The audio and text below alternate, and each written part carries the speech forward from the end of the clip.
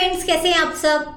और आज मैं आपके सामने सीएस के कोर्स के बारे में कुछ डिटेल्स लेकर आई हूँ कि सीएस का कोर्स कैसे किया जाता है, उसमें क्या क्या पेपर्स रहते हैं। सीएस यानी कि कंपनी सेक्रेटरी। सबसे पहले तो हम ये जानेंगे कि सीएस का प्रोफाइल क्या होता है।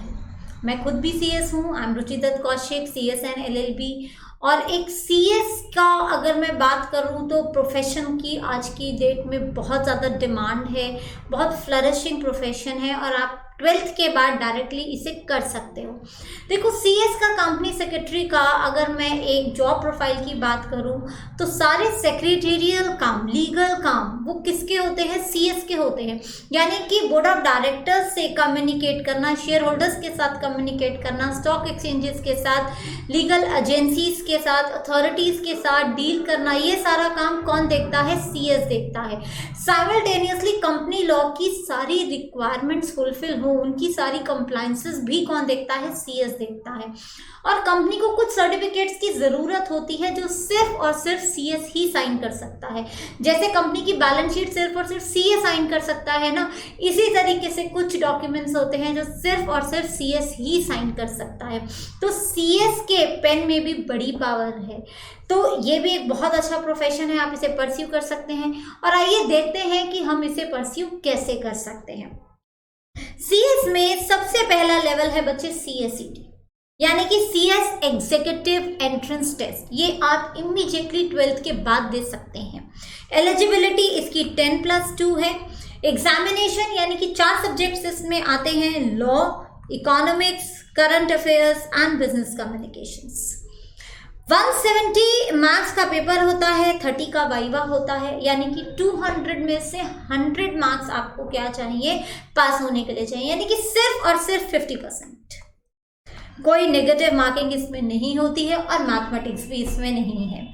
और exams 4 times in a year होते हैं, यानी कि जनवरी में, मई में, जुलाई में एंड नवंबर में।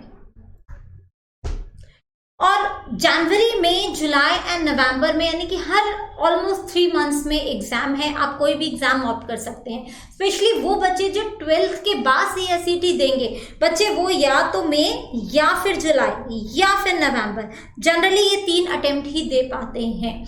और उसमें भी मैं कहूँगी कि जुलाई वाला जो अटेम्प्ट है वो 12th के स्टूडेंट्स के लिए सबसे अच्छा रहता है, क्योंकि अगर उनके एग्जाम्स अप्रैल में ख़त्म भी होते हैं तो उनके पास 1 से 2 महीने क्या रह जाता है? स्टडी टाइम रह जाता है, मिल जाता है उन्हें। तो उनके लिए जुलाई अटेम्प्ट सबसे ज़्यादा बेस्ट होता है। बट फिर भी जो बच्चे 12th के एग्जाम से पहले ही प्रिपरेशन कर रहे हैं CSET के, वो मे भी दे सकते हैं। अब CSET देने के बाद बहुत जल्दी विदिन 10 to 15 डेज ही इसका रिजल्ट आ जाता है। CSET का एग्जाम देने के बाद आप किस लेवल में आ जाते हैं? एग्जीक्यूटिव लेवल में आ जाते हैं। और एलिजिबिलिटी क्या है? CSET, यानी कि आपका CSET क्लियर होना चाहिए, तो आप ऑटोमेटिकली इस लेवल में आ जाएंगे। आपको रजिस्ट्रेशन कराना पड़ेगा कहाँ पे? ICSI में, institute of company secretaries of India. 8 paper होते हैं और इन्हें 4-4 पेपर्स में डिवाइड किया गया है, यानी कि ग्रुप 1 एंड ग्रुप 2। ग्रुप 1 में भी 4 पेपर होते हैं और ग्रुप 2 में भी 4 पेपर होते हैं। पेपर्स जनरली लॉस के ज़्यादा रहते हैं। जैसे अगर मैं ग्रुप 1 की बात करूं तो there is company law, there is taxation. Tax जो है वो आपका एक प्रैक्टिकल सब्जेक्ट है। योर SBEC यानी कि business entities, and 4th is jurisprudence यानी कि JIGL। ग्रुप 2 की भी अगर मैं बात करूं बच्चे तो आपका अकाउंट्स है और बाकी सारे पेपर्स आपके लॉ के ही हैं। EBCL यानी कि इकोनॉमिक्स एंड कमर्शियल लॉज है आपके पास। देन इसके बाद आपके पास सिक्योरिटी लॉज है एंड देन आपके पास इसमें financial management and strategic management का भी पेपर है। तो इस तरीके से ये 8 पेपर रहते हैं इसमें। और ये चाहे तो आप 4 पहले दे दो, 4 बाद में दे दो, या आप इकट्ठे 8 पेपर दे दो, ये आपकी चॉइस होती है। एग्जामिनेशन इसके 2 बार होते हैं साल में, जून एंड दिसंबर। ये आपके सब्जेक्टिव पेपर्स होते हैं। और CSET देने के 12 मंथ्स के बाद आप इसमें अपीयर हो सकते हैं। जैसे सपोज करिए अगर आपने जुलाई 2021 में अगर CSET दिया है तो आप जून 2022 में क्या दे सकते हैं, आप अपने बोथ ग्रुप्स दे सकते हैं। हाँ, अगर आपको एक ग्रुप देना है तो आप सेम ईयर दिसंबर में भी पेपर दे सकते हैं।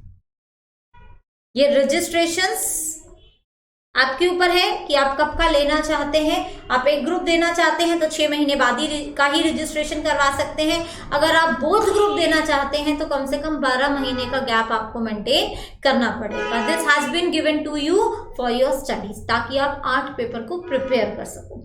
जब आप एग्जीक्यूटिव क्लियर कर लेते हो बच्चे, तो उसके बाद आप फाइनल लेवल किस में आ जाते हो, प्रोफेशनल में आ जाते हो। और इसका एलिजिबिलिटी क्राइटेरिया क्या है कि आपका एग्जीक्यूटिव का ग्रुप 1 एंड ग्रुप 2 दोनों ही क्या हो, क्लियर हो। इसके भी एग्जाम साल में 2 बार होते हैं, जून में एंड दिसंबर में।